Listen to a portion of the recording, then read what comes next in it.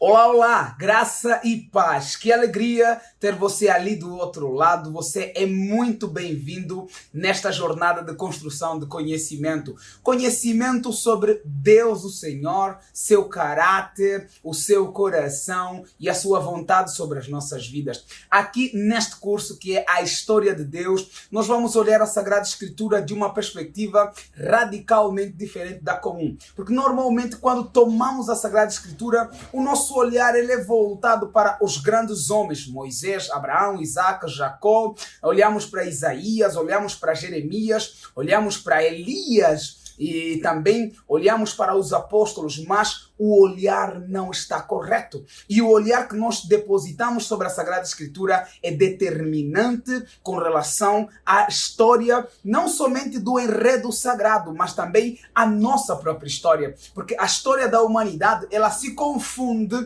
com a história que é contada pela Sagrada Escritura. E a pergunta é, qual história, ao final das contas, a Sagrada Escritura conta?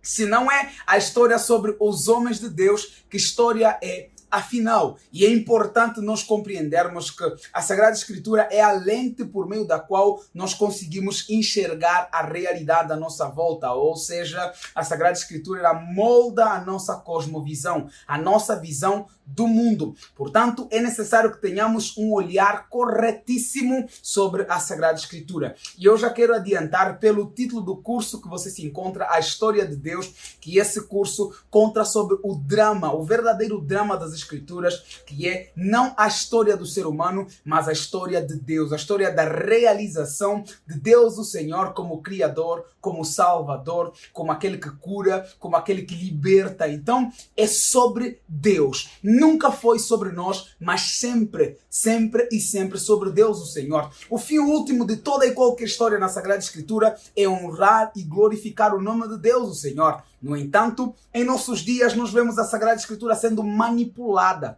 É isso mesmo, ela tem sido manipulada e temos transformado a Sagrada Escritura num livro humanista, num livro emocionalista, num livro tudo menos o livro que conta a real história de Deus, o Senhor. Então, muitos de nós queremos conhecer mais de Deus, queremos que o Senhor se revele mais a nós, mas ignoramos a Sagrada Escritura, ou pelo menos não a vemos como um livro sobre Deus. É um livro sobre economia, é um livro sobre finanças, é um livro sobre receitas de casamento, tem sido um livro sobre tudo, tudo, tudo e mais alguma coisa, mas não nos centramos verdadeiramente naquilo que importa, a pessoa de Deus, seu caráter, a pessoa de Deus, seu coração, a pessoa de Deus, o anseio que ele tem para com toda a sua criação, incluindo o ser humano, cuja a história se confunde com a história de Deus. Eu tenho dito, não devemos buscar conhecer a nós mesmos, porque nós somos cópias. E é impossível que você se conheça estudando-se a partir de você mesmo, sendo você uma cópia. Para que possamos nos conhecer, precisamos ter ciência do original. E o original é Deus, o Senhor. Então, a menos que conheçamos a Deus, jamais nos conheceremos. A menos que conheçamos a Deus, jamais saberemos o sentido da nossa vida. Então esse curso ele traz para você mais do que a compreensão de quem você é. Porque quem você é básico demais para ocupar espaço de um curso. Ainda mais um curso voltado para as coisas divinas, as coisas sagradas.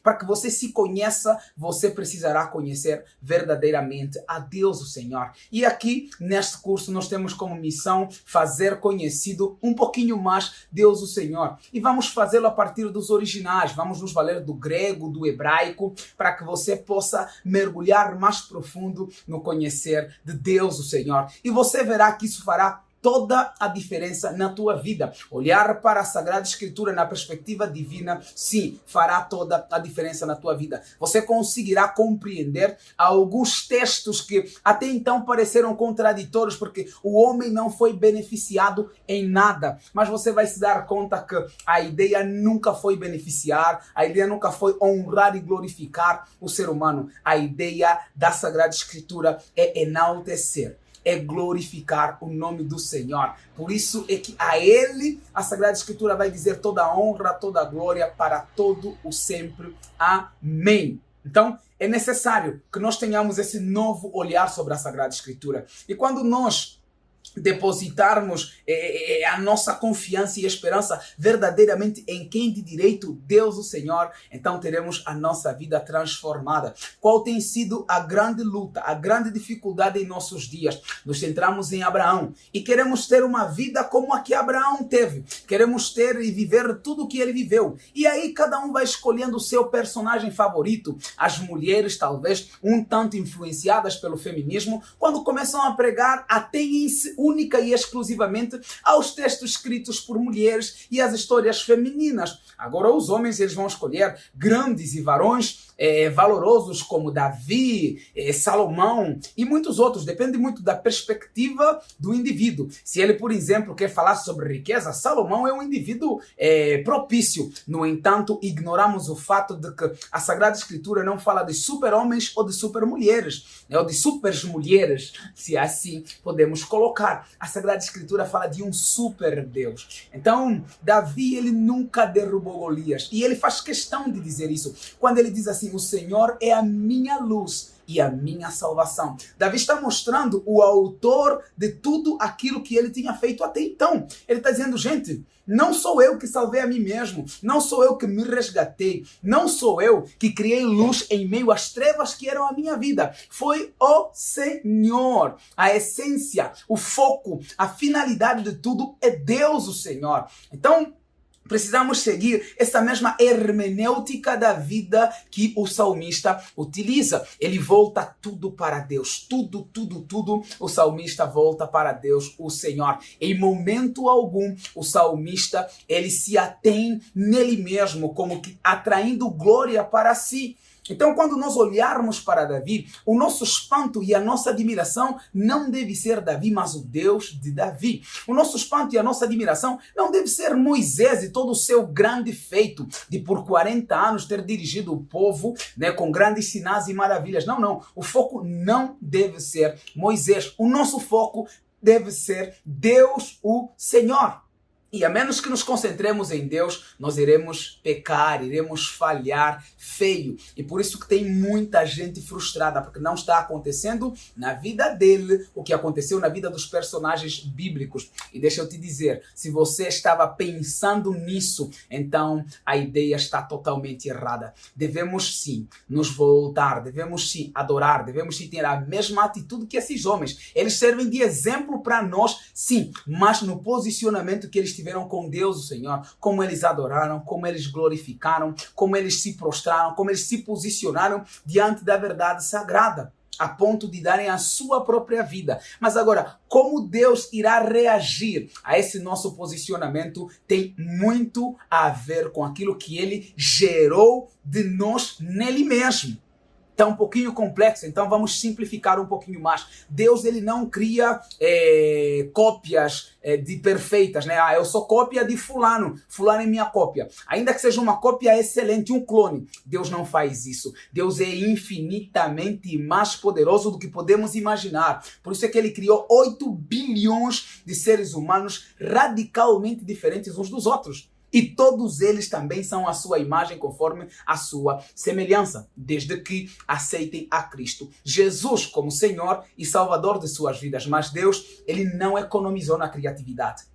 Ele é tão criativo que criou 8 bilhões de pessoas diferentes. Então, Deus ele vai responder às tuas preces mediante a pessoa que você é nele, mediante o contexto onde você está inserido. Tem muitas respostas que Deus deu a atores da antiga aliança ou mesmo da nova aliança que não serviriam para nós, no contexto em que nos encontramos. Então, nesse curso, nós iremos levar você a ter o olhar correto sobre a história que a Sagrada Escritura conta, o drama contado pela Sagrada Escritura, que é o drama de Deus e não o drama dos homens. E a nossa matriz curricular, a nossa grade nesse curso, ela se divide basicamente em 3 grandes grupos, em 3 grandes atos, né, que é o ato da criação e chamado de Israel, o período interbíblico e o ato redentor, né? E esse curso será ministrado por mim, pastor Manuel Catala e também pelo professor Martinho Gilson Cardoso Xingulo, um professor incrivelmente maravilhoso que eu aprendi a admirar desde o tempo de seminário. Sim, o professor Martinho fez o seminário comigo. Nós vamos também deixar a apresentação dele disponível aqui para que vocês possam conhecê-lo. Então, eu vou inaugurar esse curso e na sequência, mais para o Novo Testamento, virá o professor Martinho Gilson Cardoso Xingulo, que é teólogo, licenciado em teologia e mestre em educação e agora doutorando em educação pela Universidade Federal ou Estadual não estou lembrando muito bem agora, de lá de Londrina, né? Mas é isso, basicamente. Eu preciso que você se sinta à vontade, se sinta em casa. Nós vamos ter os originais grego e hebraico, mas não se preocupe porque as traduções serão feitas por nós. Apresentaremos a metodologia de tradução. Na primeira aula que nós gravarmos, vamos apresentar todo o roteiro que nós vamos seguir e também a metodologia que será usada por nós para lermos a Sagrada Escritura. Então, não esquente a cabeça, você está no lugar certo para a honra e glória do nome do Senhor. E você não está no lugar certo porque eu, o professor Manuel, trouxe você aqui. De jeito nenhum. Você está no lugar certo porque o próprio Deus escolheu você a dedo para que nesse tempo você comece a olhar para Ele, para que você volte totalmente o olhar para Ele. E isso me lembra muito o nome Josué, né? Para quem não sabe, Josué em hebraico é Yehoshua. E Yehoshua significa o quê? Calma. Antes que você compreenda o significado de Yehoshua, que é a tradução para Josué no português, é importante que você saiba que este não é o nome original de Josué. Josué originalmente foi chamado de Oseias. Sim, os pais dele deram o nome de Oseias para ele. Quem dá o nome de Josué para Oseias é Moisés. Então, o que significa Oseias em hebraico? É Oshia. E essa palavra Oshia, ou então Oshia, significa salvação. Mas a questão é, salvação vinda da parte de quem? Então, quando Moisés, ele tem esse Oseias como seu substituto, ele muda o seu nome para Yehoshua, ou seja, Yahvé salva. Não é qualquer salvador, mas o próprio Yahvé é o salvador. Para quê? Para que os olhos de toda a congregação não estivessem fitos em Josué, mas em Yahvé, que é o verdadeiro salvador. Então, quando você se lembrasse do teu líder e quisesse pedir ajuda dele, então você falava assim, eu vou pedir ajuda a Yahvé salva, Yahvé ajuda. Nossa, então, o que vinha na tua mente? Em vez de eu buscar o intermediário, eu vou buscar diretamente da fonte. Então, todos os homens na Sagrada Escritura, eles apontam para esse caminho. Cristo Jesus, ele não se arroga a ser igual a Deus. Antes, a si mesmo se esvaziou e na forma de homem se humilhou. Porque sendo Deus, não usurpou ser igual a Deus, o Senhor. É importante que a gente compreenda isso. Ele se fez caminho, ele se fez verdade, ele se fez vida, mas ele se fez caminho para o Pai. Ele se fez a verdade sobre o reino do Pai e ele se fez a vida concedida pelo Pai. É esse o nosso olhar sobre a Sagrada Escritura, voltar tudo para Deus o Senhor. É óbvio que nós estamos voltando tudo para Deus o Senhor na pessoa da Santíssima Trindade, em Deus o Pai, Filho e o Espírito Santo, que hoje está entre nós. Nós estamos, se você não sabe, vivendo a era do Espírito Santo. Jesus só é manifesto em nós, por nós e através de nós, através da obra que o Espírito Santo está operando em nossos dias. Então, esta aqui é só uma apresentação. Se querer a aula introdutória, é só uma apresentação do nosso posicionamento com relação à grande temática do curso. E você irá, em Cristo Jesus, crescer muito nesse tempo. Acreditamos e por isso nós vamos não somente ministrar esses conteúdos a você, mas você também terá um parceiro de oração. Sim, por isso é que nós estamos dizendo que você irá crescer muito, porque o Espírito Santo de Deus fará com que você cresça em sabedoria, conhecimento e graça. Então, nos vemos na próxima aula, que é a nossa aula de introdução. Até lá, Deus continue a te abençoar rica e poderosamente. E seja muito, mas muito bem-vindo ao Method Day. Você não sabe a alegria do nosso coração em recebê-lo aqui. E verdadeiramente você irá aprender o método divino, sim, porque é isso que significa Method Day. Você irá aprender o método divino de olhar para a Sagrada Escritura e por isso a tua vida será boa, agradável e perfeita. Tchau, tchau e até a nossa próxima aula.